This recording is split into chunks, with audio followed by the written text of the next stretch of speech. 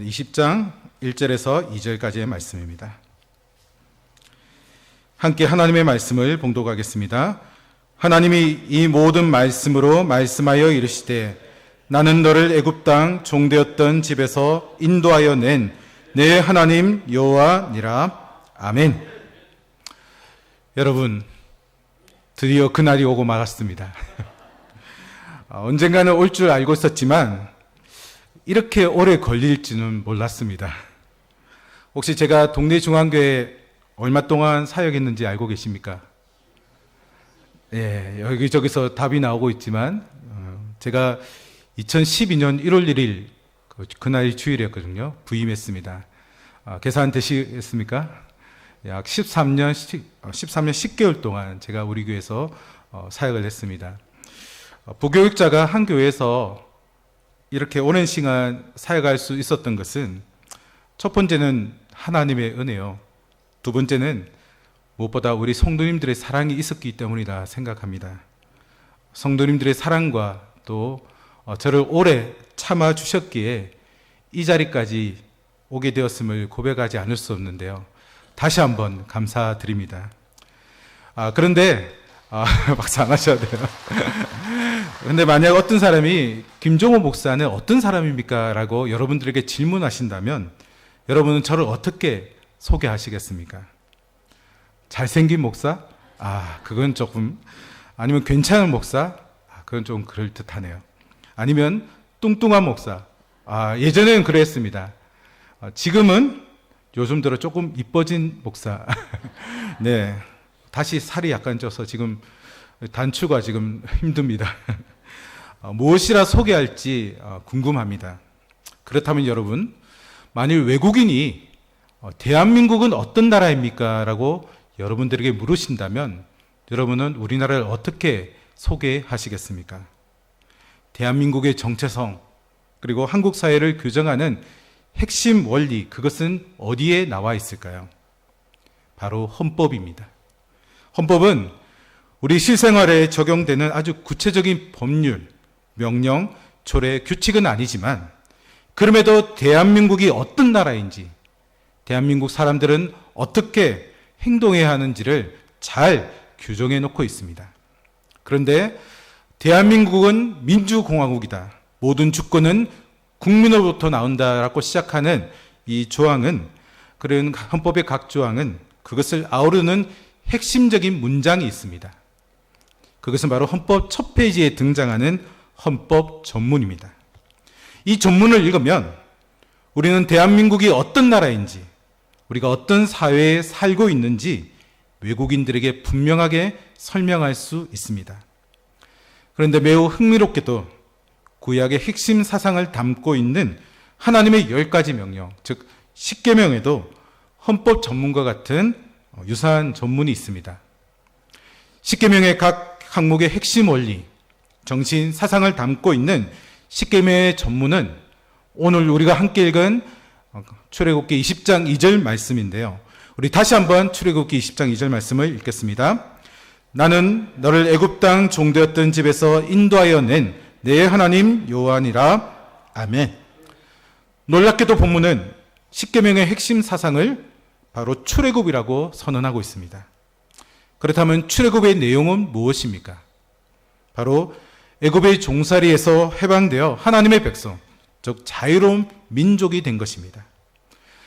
Freedom is not free, 즉 자유는 공짜가 아니다라는 말이 있습니다. 하지만 이와 달리 하나님께서 주신 자유는 전적으로 free, 즉 공짜이며 은혜의 선물입니다. 따라서 10계명은 자유와 은혜를 그 핵심 내용으로 담고 있습니다.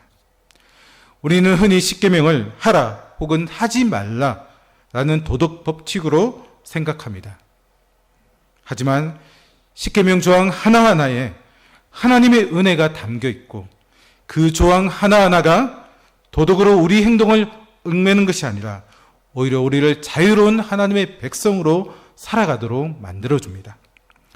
예를 들어 살인하지 말라라는 계명도 인간의 일반 도덕을 강조하려는 것이 아니라 자유와 생명을 존중하는 하나님의 백성으로 살라는 하나님의 명령인 것입니다.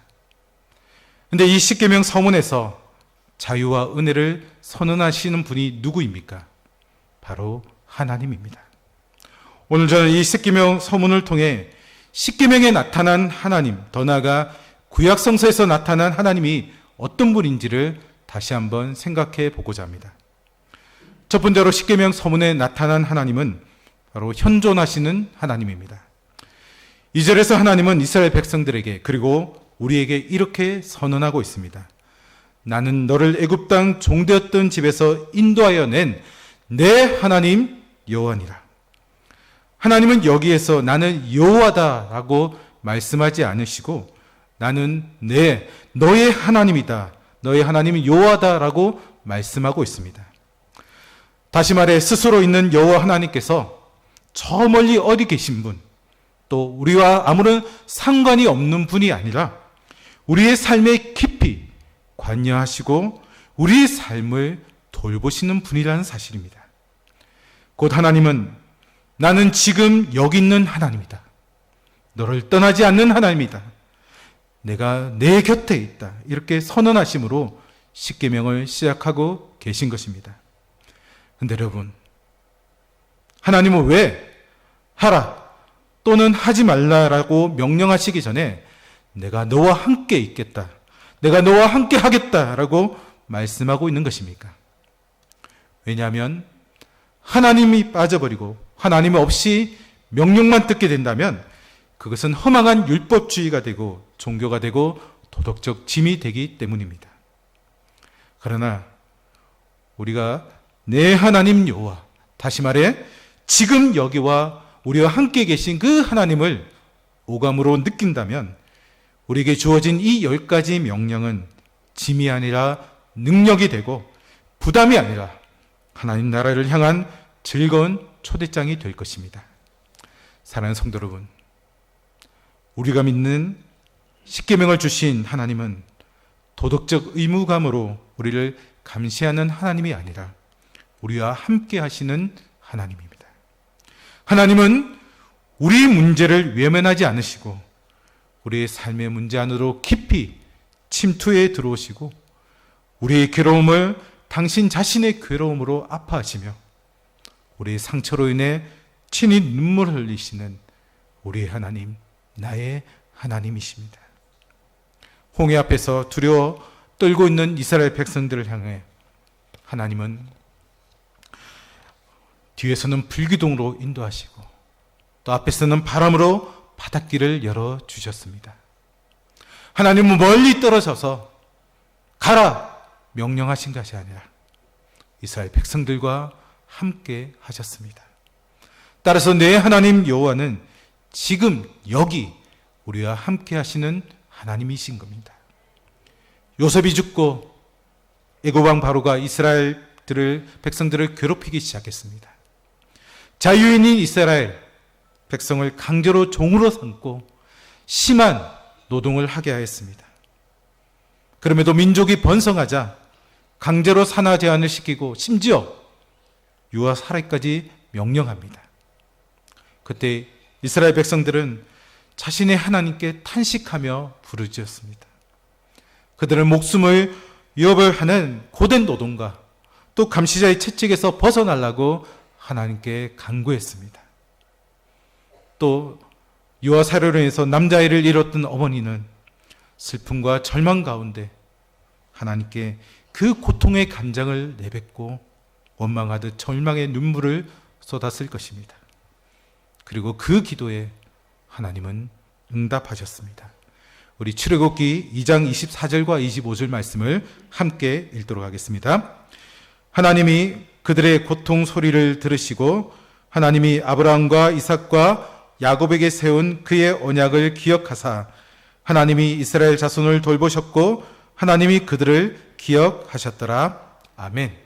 우리 다시 한번 읽도록 하겠습니다. 하나님이 그들의 고통 소리를 들으시고 하나님이 아브라함과 이삭과 야곱에게 세운 그의 언약을 기억하사 하나님이 이스라엘 자손을 돌보셨고 하나님이 그들을 기억하셨더라. 아멘. 하나님은 자유를 잃고 종으로 강제 노동하는 사람들의 소리를, 또 자식을 잃은 어머니의 탄식을 들으셨습니다.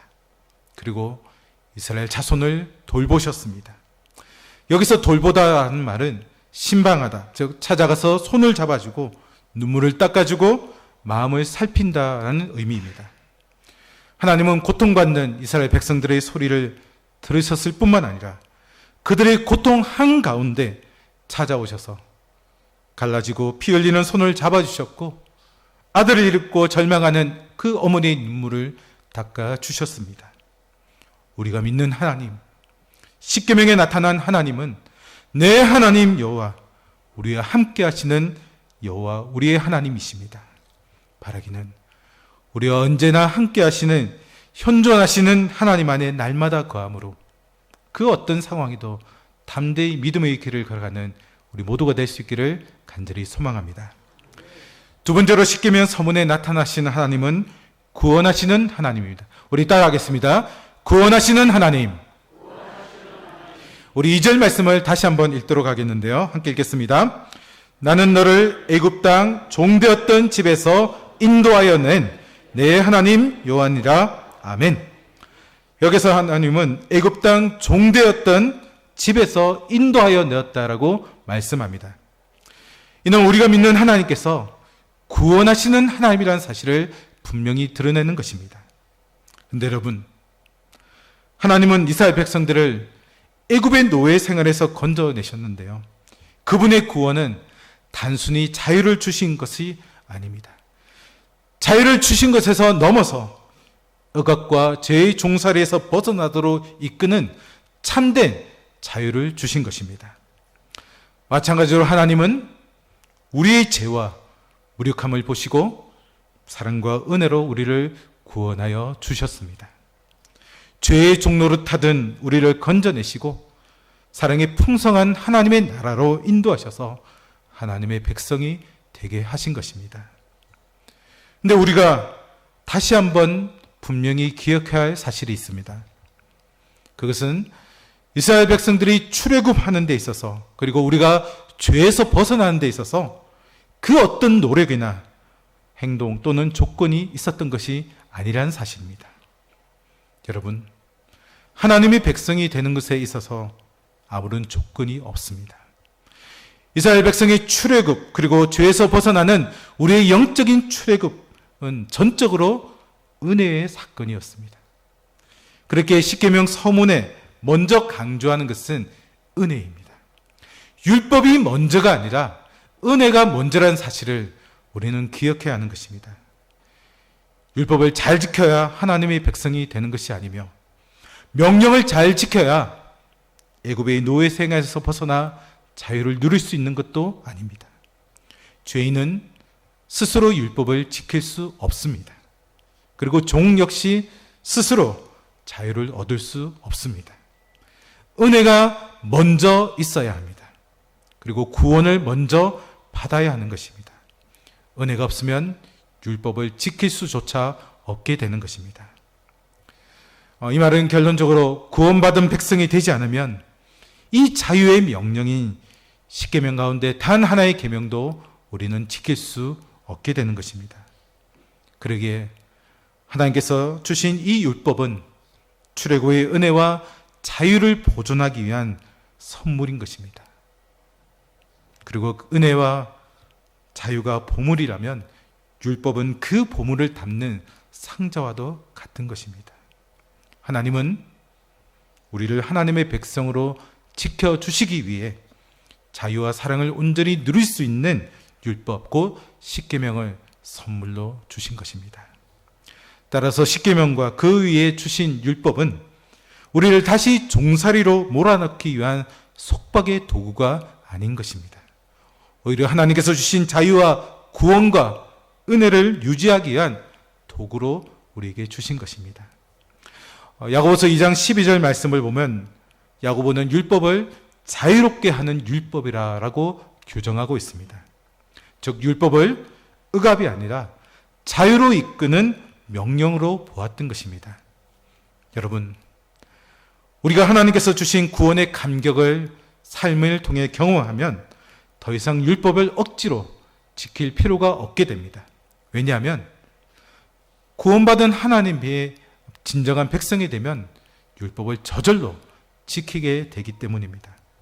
거룩하신 하나님으로부터 나오는 그 말씀에 순종하여 행하는 능력이 거기에서 나오듯이 구원의 은혜에 감격한 사람은 율법을 감사의 응답으로 삶을 살아가게 되는 것입니다. 갈라디아서 5장 1절에서 바울은 다시는 종의 멍에를 매지 말라라고 선포합니다. 하나님께서 우리를 구원하신 것은 우리가 다시 죄의 종이 되어 그 자유를 누리지 못함이 아니라 두 번 다시 그것에 얽매이지 않고 자유로운 삶을 살아가기를 원하셨기 때문입니다. 그리고 그 자유는 방종이 아니라 사랑 안에서 서로의 종이 되어 섬기는 낮아짐을 의미합니다.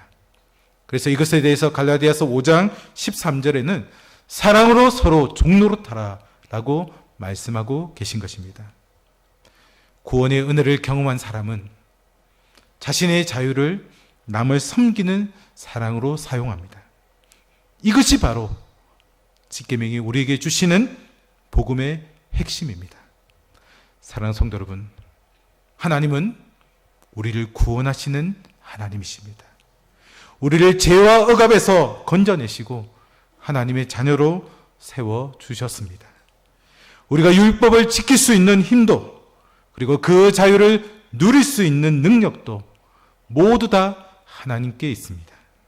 이제 우리가 해야 할 것은 단순히 순종을 넘어 하나님께서 주신 은혜 안에서 거룩과 자유와 사랑을 선포하며 사는 것입니다. 혹자는 이런 생각을 할 때가 있을 것입니다. 난 왜 이렇게 하나님의 말씀대로 살지 못하는 것이지? 이렇게 해서 하나님의 자녀라고 할 수 있을까? 하지만 여러분, 분명히 기억하십시오. 이런 마음은 다 마귀가 주는 마음입니다. 여러분들에게 질문을 한 가지 할까 하는데요. 여러분은 그리스도인에게서 가장 필요한 덕목이 무엇이라고 생각하십니까? 뭐가 가장 필요할까요? 사랑? 섬김? 또는 인내? 예. 이런 것들 다 필요합니다. 그리고 정말 중요합니다. 그런데 저는 그리스도인의 덕목 중에 가장 필요한 덕목은 뻔뻔함이라고 생각합니다. 여러분, 우리는 한계를 가진 존재입니다. 그렇지 않습니까? 도덕적으로 완전한 존재 아무도 없습니다. 지금 결단하고 은혜 받고 나가지만 돌아서서 그 은혜를 잊어버리고 하나님의 뜻대로 살지 못하는 것이 바로 우리라는 존재입니다. 그런데 이런 부도덕한 삶, 순종하지 않는 삶, 우리에게 거짓으로 이렇게 이야기합니다. 니까짓게 구원받은 자녀야? 너는 자격이 없어. 너는 거룩하신 하나님께 합당하지 않아 라고 날마다 우리에게 속삭입니다. 그러나 여러분, 하나님의 구원은 조건이 없는 은혜입니다. 따라서 우리에게 필요한 것이 뭐라고요? 뻔뻔함입니다. 죄정 그대로, 들어온 모습 그대로 하나님께 되돌아오는 것입니다. 여러분, 탕자가 자기의 잘못을 뉘우치고 아버지께 돌아왔습니까? 아닙니다. 선한 마음으로 아버지께 다시 찾아온 것도 아니었습니다. 그가 어떻게, 무엇 때문에 다시 아버지께로 돌아왔죠? 배가 고파서 돌아왔어요. 아버지의 집에는 품꾼이나 일일 노동자들, 그리고 날품바리들도 풍족한 양식을 얻었다라는 것을 그는 기억해내었습니다. 말하자면 직장에서 돈을 벌 수 없으니 수익이 좋은 직장으로, 심지어 종이 되었으라도 돌아가야겠다라는 마음을 품고 아버지께로 갔던 것입니다. 얼마나 뻔뻔합니까?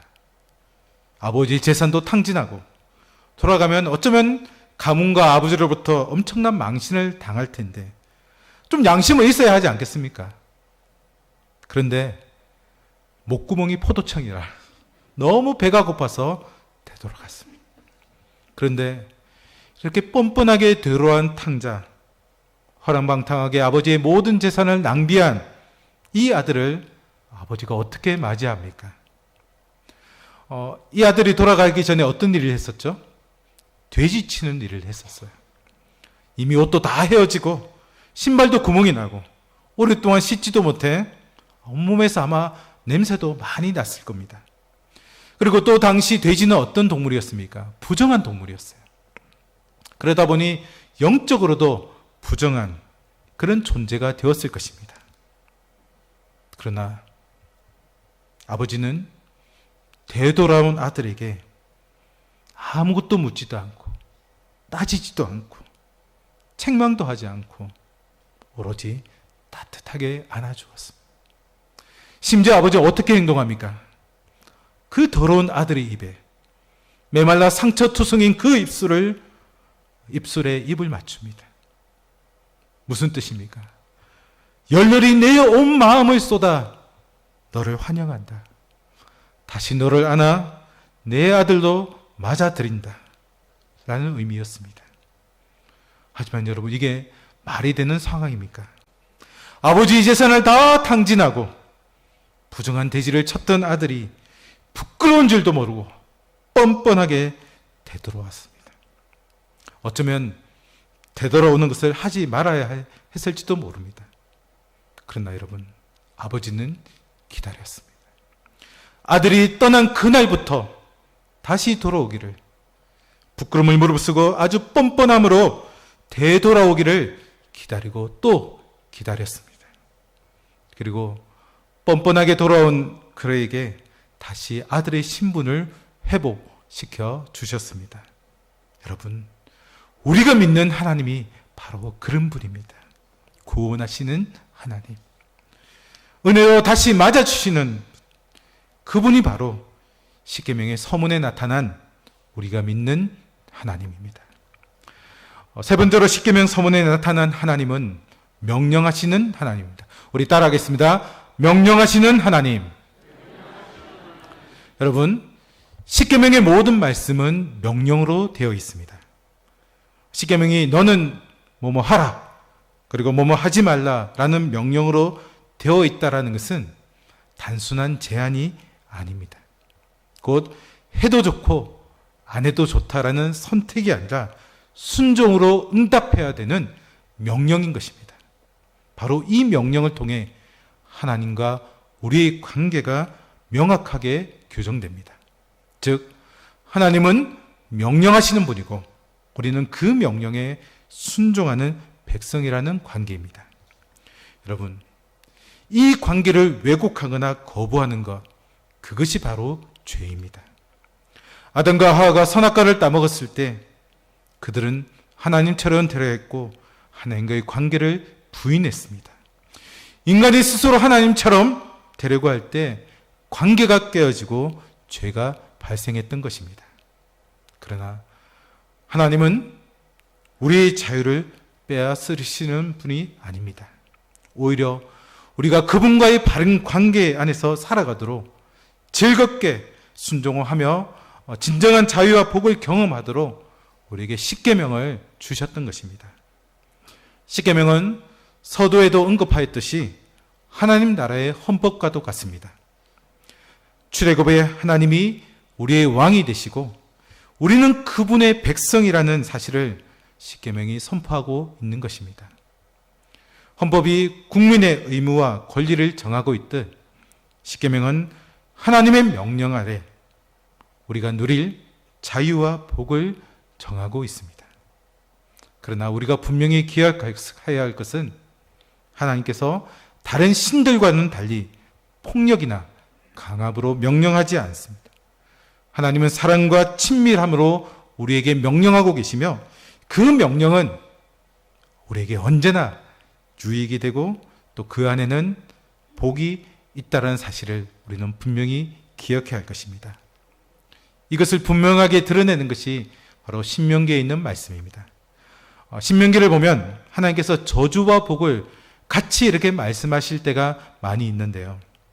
그런데 자세히 읽어보면 저주와 복을 함께 말하지만 그것을 동등하게 강조하고 있지 않다는 사실을 발견하게 됩니다.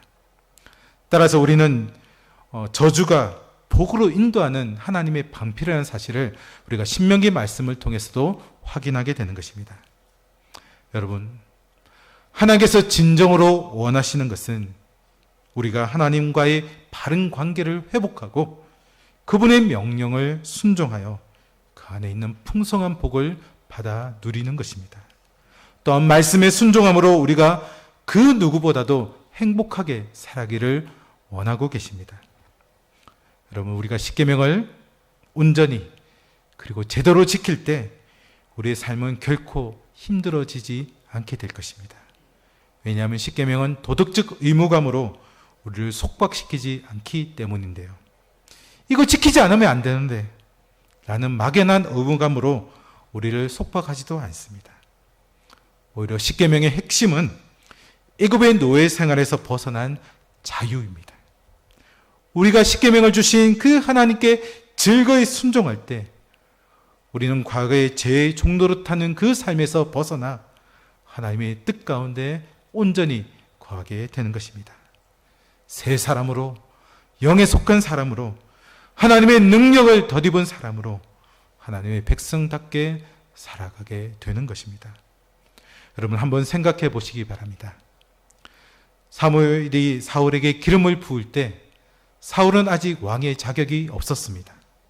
그러나 하나님은 명령하시고 사울에게 순종을 요구하였습니다. 사울은 처음에 자신은 그 자리에 합당하지 않다라고 의심했지만 순종하였고 또 왕이 되었습니다. 그리고 많은 백성을 인도하는 권세를 누렸습니다. 이처럼 순종은 억압이 아니라 하나님께서 주신 자유와 복을 누리는 길이었던 것입니다. 그런데 정작 사울이 왕이 되어서는 어떻게 행동했습니까? 자신이 무엇인가 할 수 있다 생각했습니다. 왕으로 뭔가 또 해야 한다는 그 의무감에 시달렸습니다. 결국 그는 왕이 해서는 안 될 일을 하게 됩니다. 사무엘을 대신하여 제사를 드렸던 것입니다. 그런데 사울이 하나님께 버림받은 결정적인 이유는 따로 있었습니다. 곧 아말렉을 진멸하고 모든 소유를 불태우라는 그 하나님의 명령을 거역하고 좋은 것을 남겨둔 것입니다. 그 불순종이 폐위의 결정적인 이유가 되었던 것입니다. 불순종이 하나님과 사울의 관계, 즉 명령과 순종의 관계를 깨어버렸기에 하나님께서도 사울을 버리셨던 것입니다. 그런데 우리 삶도 마찬가지입니다. 우리 스스로는 불가능하지만 거룩하신 하나님께서 우리와 함께 하시면 의무감이 아니라 기쁨과 행복감으로 순종할 수 있게 되는 것입니다. 그리고 그 순종의 삶은 풍성한 복으로 반드시 이어지게 된다는 사실을 분명히 믿으시기 바랍니다. 오늘 이 시간 우리 모두 이렇게 선언하길 소망합니다. 하나님, 저는 하나님의 명령을 즐겁게 따르겠습니다. 하나님께서 주신 십계명의 말씀 안에서 자유를 누리고 복을 누리며 죄의 종에서 벗어난 새 사람으로 살아가겠습니다. 하나님, 제가 부족해도 주님의 능력으로 순종하게 하옵소서. 하나님의 명령은 저를 억압하지 않고 오히려 저를 살립니다. 하나님과의 관계 안에서 오늘도 기쁨과 자유를 경험하며 살아가게 하옵소서. 여러분, 십계명의 서문에 나타난 하나님은 명령하시는 하나님입니다. 그러나 그 명령은 우리의 삶을 속박하거나 억압하지 않습니다. 오히려 그 명령에 순종함으로 우리는 진정한 자유를 누릴 수 있게 되는 것입니다. 어제 말씀을 정리하려고 합니다. 여러분, 하나님께서 우리에게 주신 십계명은 단순한 법이 아니라 하나님의 은혜와 임재 그리고 구원과 명령이 결합된 10가지 말씀입니다. 현존하시는 하나님, 구원하시는 하나님, 명령하시는 하나님께서 우리 삶 속에 임재할 때 우리는 자유와 거룩과 복을 동시에 경험하게 되는 것입니다. 바라기는 동네 중앙교회 모든 하나님의 백성들이 삶을 살아가는 동안 십계명을 통해 만나게 되시는 그 현존하시는 하나님, 구원하시는 하나님, 명령하신 하나님과 늘 동행함으로 진정한 자유를 누리고 또 하나님께서 베푸신 은혜와 복을 풍성히 받아 누릴 수 있기를 주님의 이름으로 축복합니다. 기도하겠습니다. 사랑과 은혜가 풍성하신 하나님, 이른 아침부터 이 시간까지 몸된 교회에 나와 하나님을 예배하게 하시니 진심으로 감사합니다. 특별히 오늘은 종교개혁주일로 지키고 있습니다. 루터를 통해 시작된 종교개혁의 정신을 기억하게 하시고 말씀의 권위와 베푸르신 은혜에 감사하며 그 정신을 따라 살아가는 우리 모두가 되도록 인도하여 주시옵소서. 또한 이 시간 말씀을 통해 현존하시는 하나님, 구원하시는 하나님, 명령하시는 하나님께서 십계명을 주심으로 그 크고 놀라운 은혜의 역사를 시작하게 하심을 감사합니다. 바라기는 이 자리에 있는 우리 모두도 지금까지 지내온 것도 하나님의 자녀된 것도 그리고 지금 여기 서 있는 것도 다 하나님의 은혜임을 생각하며 하나님의 안에서 진정한 자유를 누리고 그 하나님께서 베푸시는 은혜와 복을 풍성히 받아 누리는 삶을 살아가도록 인도하여 주시옵소서. 모든 것 감사드리며 예수 그리스도의 이름으로 기도하옵나이다. 아멘.